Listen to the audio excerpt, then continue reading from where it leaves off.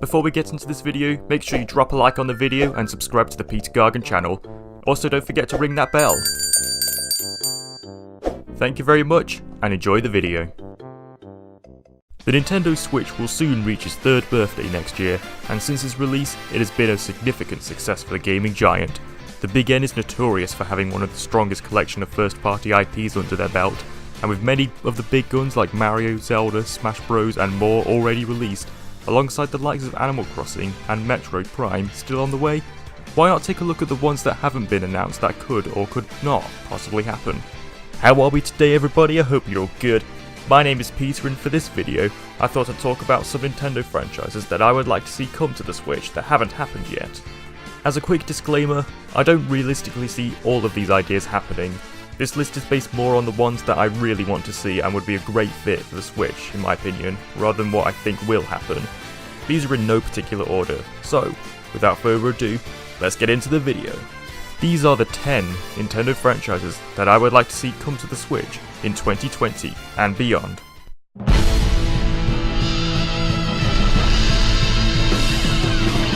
Kid Icarus Uprising is quite possibly my favourite game on the 3DS, as it was a pleasant surprise to see a dormant franchise from the NES era being taken into a completely new and refreshing direction. I'm going to refer to this as the Uprising treatment, which will be important for a later entry in this video, so keep this in mind. Anyway, this new direction helped set it apart from other titles on the 3DS, as it might as well have been considered a new IP considering how different it is from its predecessors. Then again, it was originally supposed to be a new Star Fox game, until it was decided that it would be changed to give Pit a chance in the limelight once again. And despite all this effort and energy into Uprising and Pit being a staple in the Super Smash Bros. Series since Brawl, Nintendo doesn't seem all that interested in making a sequel.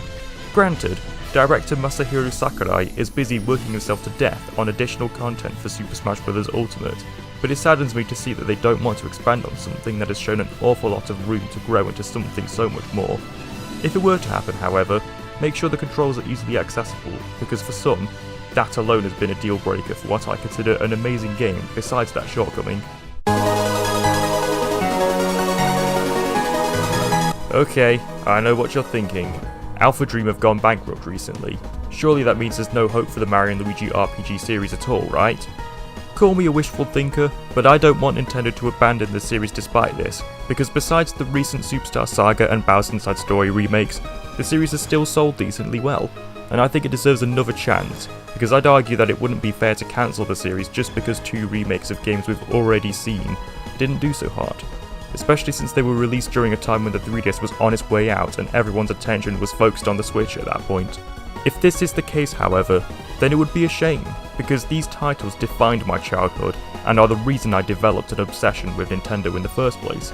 Maybe it won't be the same without Alpha Dream, but I thought I'd bring up the series anyway, as it's something I personally want to see despite the low chances of it happening.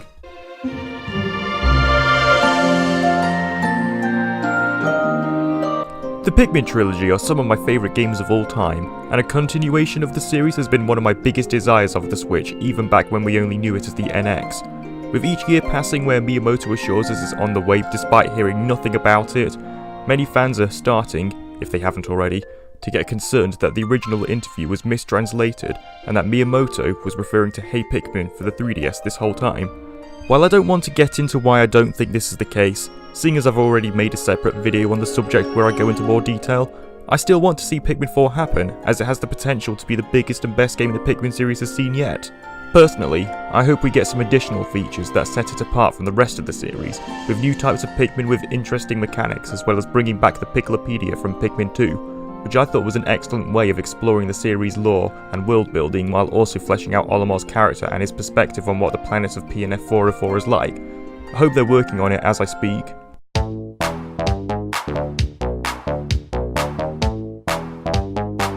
I remember when I first saw the reveal of 1-2 Switch at the 2017 Switch presentation before the Switch was released, that's a lot of Switches in one sentence, and being rather disappointed. To me, it always seemed like a glorified tech demo that got old fast, and from what I can tell, could be something so much more. And it got me thinking, why not repurpose this idea for a new WarioWare title? Seeing as 1-2 Switch's purpose was to give an insight on what the Joy-Cons are capable of, the microgame madness would be perfect at showing these capabilities off. The quirky charm and personality of the WarioWare series would also really enhance the party vibe, and we've seen each game in the series take full advantage of what each console it appears on can bring to the table. It's almost as if the series was made for the Switch, for crying out loud. Come on Nintendo, make it happen. You know you want to.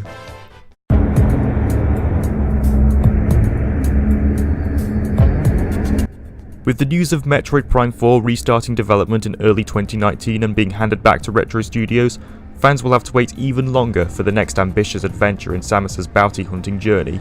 However, I think there's a slight chance that Nintendo could be working on another 2D Metroid title to tide us over. While I keep hearing different things about how well Samus Returns has performed financially, the Switch would provide a great opportunity to introduce a new entry to the series that helped pioneer the Metroidvania genre, especially with the popularity of games such as Hollow Knight and Ori and the Blind Forest in recent years.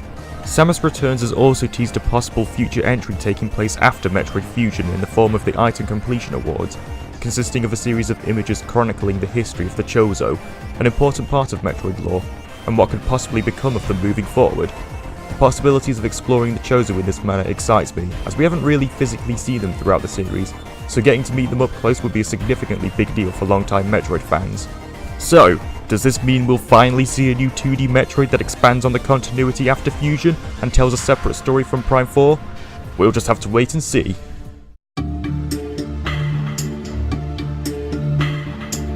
Wait.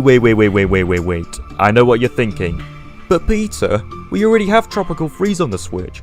Why are you bringing up Donkey Kong?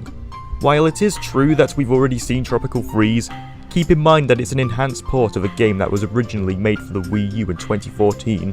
While it's great that more people get the opportunity to play what I consider one of the greatest 2D platformers of all time, I really want to see the next entry, one that will be original and unique to Switch. Also, since King K. Rool has been added to the Super Smash Bros. Series after a decade-long absence, it could finally be time to revitalise the legendary rivalry between the ape and the crocodile, seeing as he has reached a new level of relevancy. You could also do a 3D platformer and make it somewhat of a spiritual successor to Donkey Kong 64. That'd also be pretty cool to see.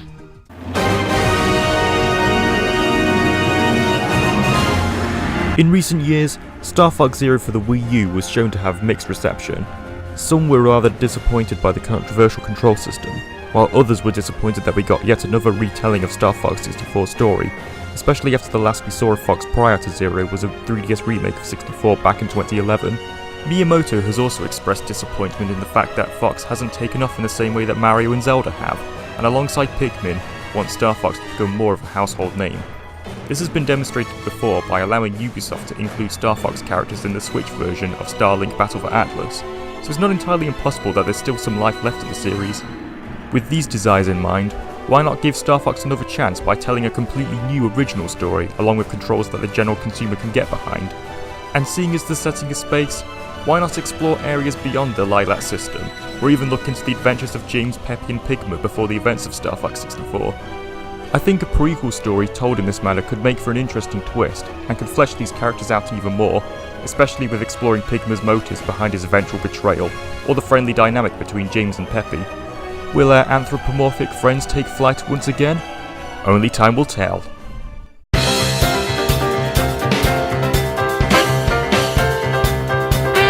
Now it's time to talk about the other big Mario RPG. The future of the Paper Mario series can be difficult to tell after mixed responses to both Sticker Star and Color Splash, but a recent petition to get the Thousand Year Door remastered has shown that the love and support hasn't died. I'm not exactly very experienced with the Paper Mario series, but based on various videos I've watched, a good portion of the fanbase would also like to see a new entry that goes back to the roots of both the Thousand Year Door and the original game on the N64, with unique characters to interact with and settings to explore, as well as bringing back the classic combat system. You're probably wondering why I've put Paper Mario on this list despite me being more of a Mario and Luigi kind of guy, but it mostly comes down to me wanting to see these fans happy to get something they finally wanted after their patience and persistence, because I think at this point, they deserve it after all these years.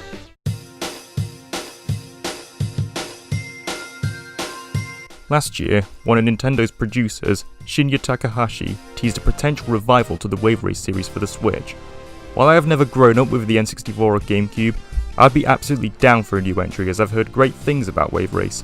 Based on videos I've watched, the water physics in Waverace 64 seem to have been way ahead of its time, so making a modern entry with said physics, alongside the most beautiful looking HD water visuals in Nintendo history, would make a recipe for a revival that could breathe new life for a new generation. You could also make it compatible with Labo VR to make bouncing across the waves feel all that more immersive, especially with the presence of dynamic weather conditions. Definitely the type of game to whip out during summertime. Remember the uprising treatment I mentioned earlier?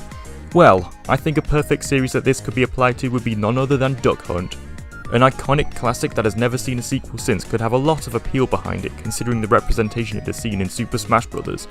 I just think there's so much potential for a new title that takes Duck Hunt in a completely fresh direction while remaining faithful to the original, like what Kid Icarus Uprising has accomplished. Perhaps it could be turned into a rail shooter where you hunt down ducks while progressing further into a level after each wave, while the dog can lend some assistance as well as, laugh when you make a mistake. I could see so many twists and turns that could happen along the way, and I think it would be great to bring back a classic while also making it something new. This idea is literally never going to happen, but I might as well mention it because it's literally my dream retro revival. If anyone at Nintendo happens to be watching this, please, think about it. Anyway, that just about does it for this video. I hope you enjoyed it. Let me know in the comments what Nintendo franchises you'd like to see come to the Switch, or be brought back from the dead. Also, don't forget to check out some of my other videos, including this one, where I reminisce on the Pushmo series, or this one, where I talk about some of my ideas for the future of Mario Kart. Thank you so much for watching, and until next time, see you later.